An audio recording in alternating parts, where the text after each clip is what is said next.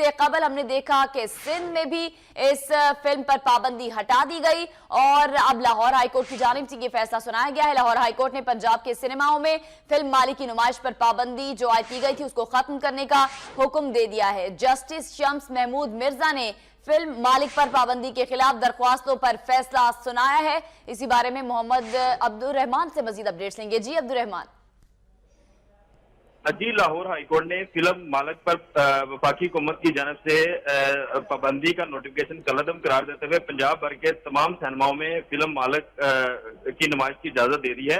Lahore high court के justice Shams Mahmood Mirza ने अब से कुछ लम्हात कबल जो है फिल्म मालिक पर पाबंदी के खिलाफ दायर दरख्वास्तों का फैसला सुनाया है। अदालत ने अपने फैसले में कहा है कि वफाकी हुकूमत की जानिब से आयद करदा पाबंदी आइन के आर्टिकल 19 की खिलाफवर्जी है, जबकि अदालत ने अपने फैसले में यह भी कहा है कि 18वीं तरमीम के बाद वफाकी हुकूमत को सूबों के मामलों में मुदाखलत करने का कोई इख्तियार हासिल नहीं।